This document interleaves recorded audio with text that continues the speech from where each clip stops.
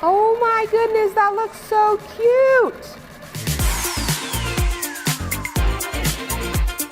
Hello, welcome back to Jenna Tries, and today we're taking it back to the Renaissance era, and we're doing some Trapunto quilting.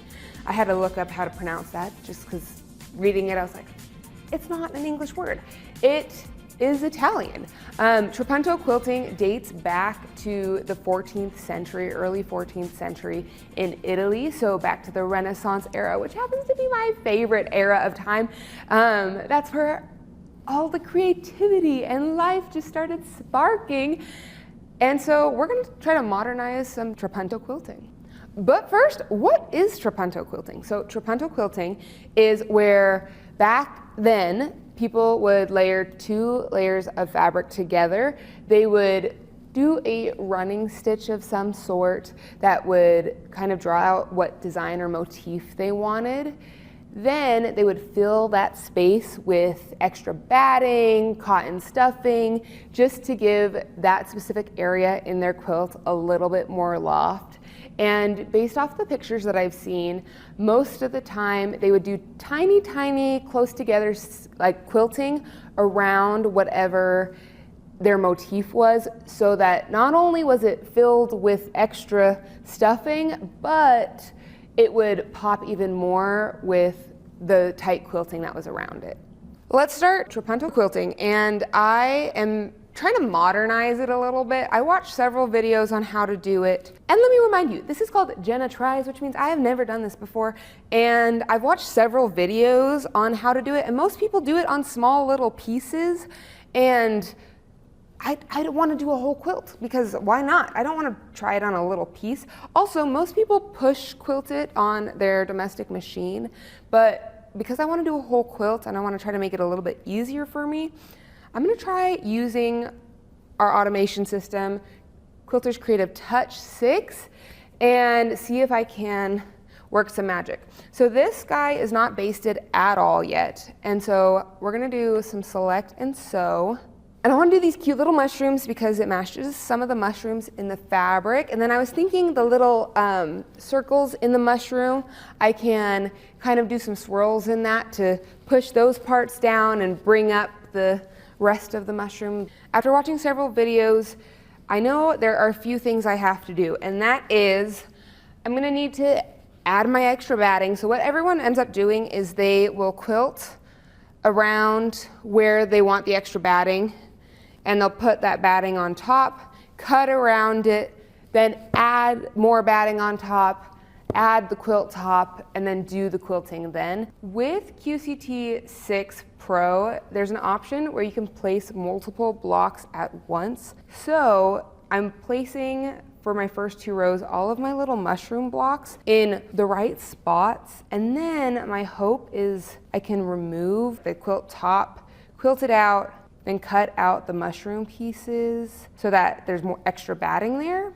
And because QCT is a software, it will remember where I quilted everything, so all I have to do is easily move it back. So I folded my quilt back a little bit.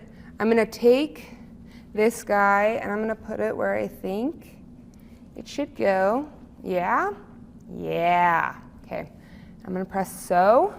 During the Renaissance, Trapunto quilting became a super popular craft amongst noble women. They would spend hours stitching out their patterns and motifs and use lots of fun materials like silks, velvets, and those quilts served as a status symbol because they were so intense and really showed off the quilter's craft and skills. There were several ways that people would do it. Sometimes they would stuff the parts they wanted to be lifted or poking out of their quilt a little bit more with cotton and batting as they went. And sometimes they would stick a stiletto or something into the fabric and pull apart the fibers to make a hole big enough to stuff some stuffing in, and then they would kind of scratch those fibers closed to close up that fabric, which I thought was really cool.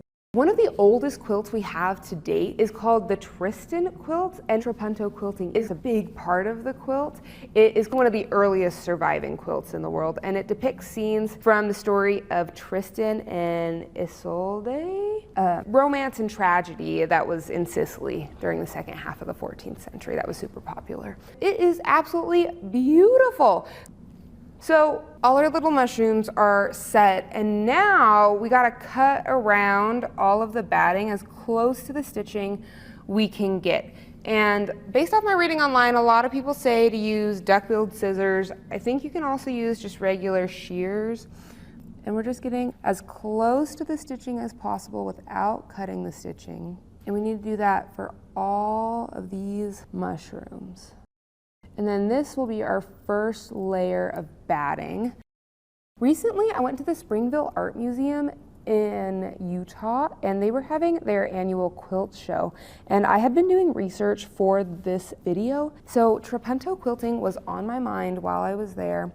And I saw a couple versions of modernized Trapunto quilting that were absolutely stunning. All our little mushrooms have been placed. Now I'm gonna put the quilt top back, hopefully right where it was before.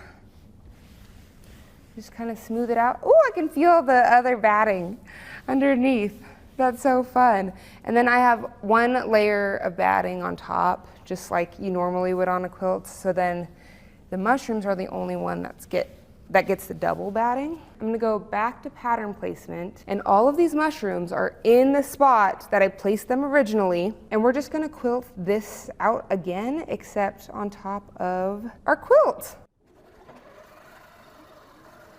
You can already see the Trapunto quilting just popping off. The mushroom is a little bit puffier than what's around it, and it's looking so good.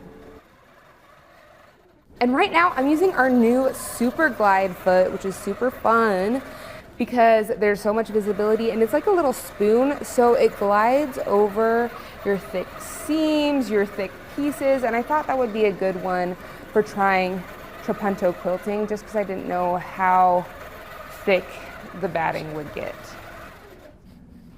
All of the little mushrooms in the first two rows are done, and now to kind of make it and finish it as a Trapunto style quilting, we need to do, by we I mean me, I need to do some tight quilting around this little mushroom block. For my 9 patch, I'm gonna do something different with that later, but these little mushroom blocks, I think I want to do some micro stippling in there, and because this has such high visibility, I'm just gonna leave that foot on. Oh, oopsies, my bad. In order to quilt, I need to release my sewing machine. Now I have control of my sewing machine.